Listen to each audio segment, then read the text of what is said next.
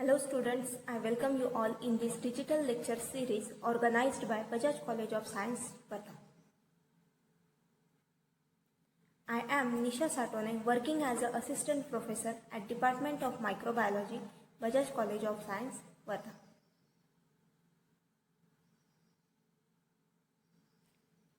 Today, we are going to discuss on the topic anti-infective agent. Among all the examples included in your syllabus, today we are going through only iodophore. Another examples we will see in next lecture. So let's start with anti-infective agents. So these are my contents. Before directly started with our topic, there are certain terminologies which are required to know to start our topic, that are anti-infective agents are the agent who prevent the spread of infection either by inhibiting the cycle or by killing the microorganism on contact. Then our second terminology is antiseptic. Conventionally, agents used on living surfaces like skin, mouth, etc. are known as antiseptics. Antiseptics are familiar to we people as we oftenly use it, while those which are used for inanimate objects, for example instruments, devices, water supply, etc. are known as anti-infectant. There is considerable overlap and many agents are used in either way. Means though we are saying antiseptic are used for living surfaces, but sometimes by changing certain properties, anti-infectant can also be used for living surfaces or vice versa.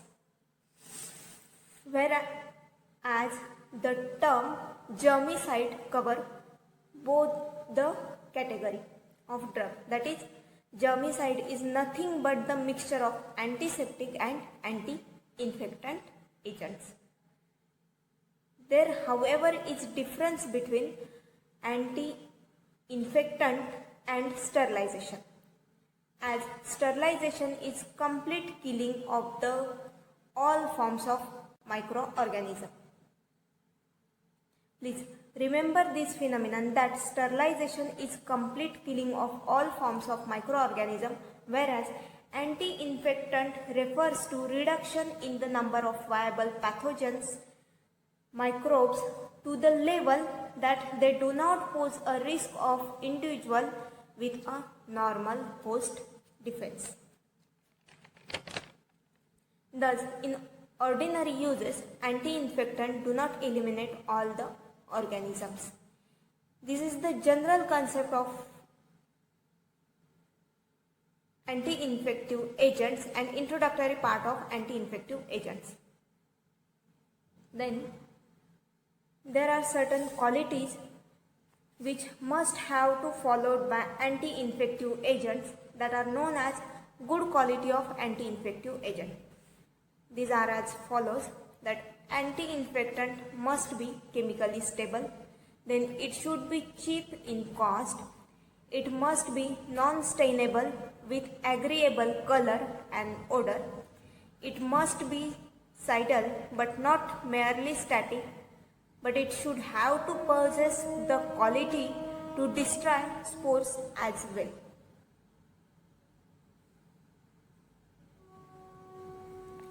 Then it should be active against all pathogenic bacteria, fungi, viruses and protozoans. Then it have to require brief time in exposure.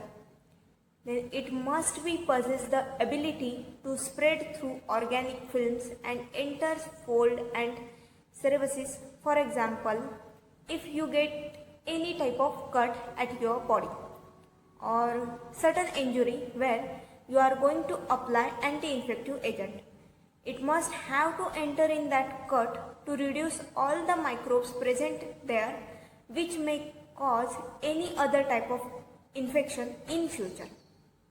Then apart from these, it must be active in even presence of blood, pus, exudates and excreta which may come up from injured portion, and these are some qualities which must be followed up by anti-infective agent. But in addition to these, there are certain other qualities which should be followed up by anti-infective agent, that are, it must have been rapid in action and exert sustained protection. Then it must be non-irritating to tissues and should not have to take much more time in healing. Then it must be non-absorbable, and if it get absorbed, then it should have to produce minimum toxicity. It should not have to possess any type of allergic reaction, that is, it must be non-sensitizing. And lastly, it must be compatible with soap and other type of detergents. Then spectrum of activity. So spectrum of activity of majority anti-infectant is wide, as some reflect selectivity of action. However, some are rather selective. For example, Genetian violet. This is also example included in your syllabus. So Genetian violet is more active only on gram positive than gram negative bacteria. Then silver nitrate is highly active against gonococci, and benzoyl peroxide is highly active against propionic bacterium acne, which is also known as Cutibacterium acne. So this is general spectrum of activity. In short, spectrum of activity of anti-infective agent is wide. Then mode of action. So mechanism of action are varied but can be grouped into some category, that are oxidation of bacterial protoplasm, then denaturation of bacterial proteins including enzymes, and the last mode of action is detergent like action, increasing permeability of bacterial membrane. Apart from the good quality and mode of action, there are certain factors which affect the activity of anti-infective agent. So that are temperature and pH, then nature of microbes involved in the infection area, then size of inoculum incorporated, and presence of blood, pus or other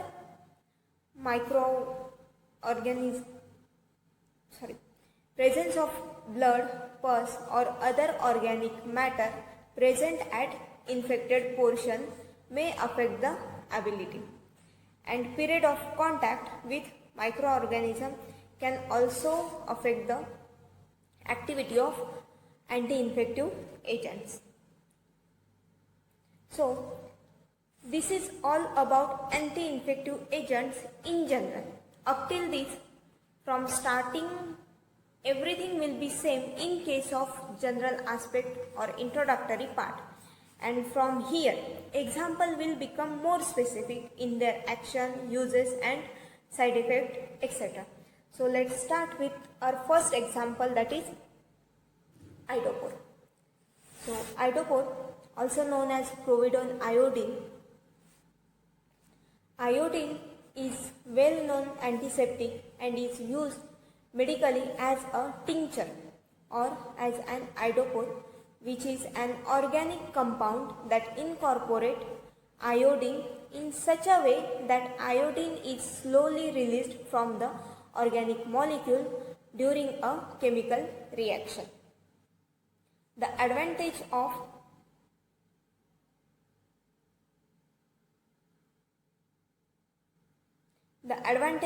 iodophor antiseptic over a tincture of iodine is that the former are longer lasting and non-irritating to the skin. Then betadine is an example of an iodophore and is routinely used to prepare skin for surgery and infection as well as to treat burns also. Providone iodine, also known as idoprovidone, is an antiseptic used for skin disinfection before and after surgery. It may be used both to disinfect the skin of patient and the hands of healthcare providers. It may also be used for minor wounds also, and it may be applied to the skin as a liquid or a powder form.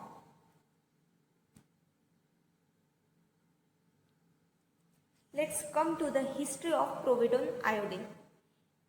It was discovered in 1955 at the Industrial Toxicology Laboratory in Philadelphia by H. A. Selansky and M. V. Selansky. They carried out tests in vitro to demonstrate antibacterial activity and found that the complex was less found in mice than tincture of iodine. Then human clinical trials showed the product to be superior to other iodine formulation. Then the discovery of iodine by Bernard Kurtosis in 1811. It has been broadly used for prevention and treatment of skin infection as well as for the treatment of wound. Iodine has been recognized as an effective broad-spectrum bactericidal and is also effective against yeast, mold, fungi and viruses and protozoans. There are various trade names for providone iodine that are betadine, vocadine, pyodine and many more. This is the structure of providone iodine. Structurally, it is a chemical complex of providone, hydrogen iodine and elemental iodine. It is completely soluble in cold water and mild warm water. Ethyl alcohol, isopropyl alcohol, polyethylene glycol and glycerol. Its stability in solution is much greater than that of tincture of iodine. And the second image you are seeing on your screen, that it's an application of providone iodine on an infected area.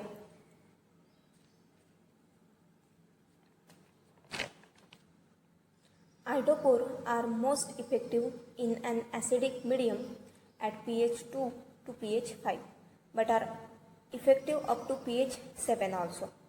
It is inactivated by proteins if the pH rises above 4 and is inactivated if the temperature rises above 50 degrees centigrade, as the iodine is driven off as a gas.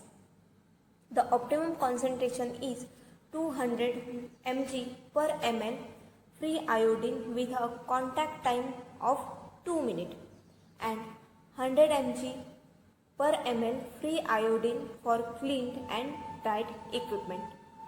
In a non-food contact application, the concentration may rise up to 500 to 800 mg per liter. Then practical applications. Iodine is effective against all kinds of bacteria, many endospores, various fungi and some viruses. Iodine solutions are cheaply used for the disinfection of skin, and for this purpose they rank among the best disinfection. The effectiveness of iodine preparation for the reduction of the microbial flora of skin is well recognized.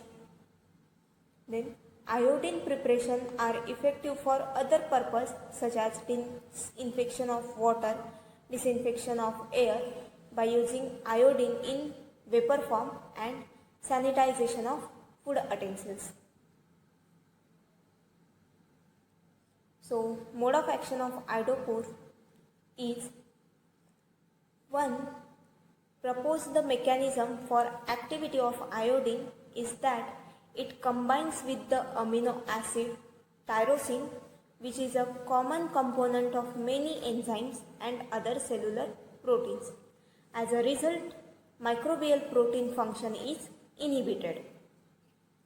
More generally, iodine also oxidizes the sulfhydryl group of certain amino acids that are important for the maintaining the structure of protein. And we all know that protein is a building block of body, and if block get destructed, ultimately the destruction of that organism is easily possible. It works by releasing iodine, which results in the death of the range of microorganisms. So, commercial uses. Apart from medicinal uses, PVPI has a great use in commercial field also. That is, diluted iodophore is often used by brewers and winemakers to sanitize equipment and bottles. Its major advantage over other sanitizers is that when used in a proper proportion, it does not require rinsing, means it does not require another washing way for equipment and bottles. But yes, it can leave unattractive orange-brown stain on plastic part of equipment if left in a contact with them.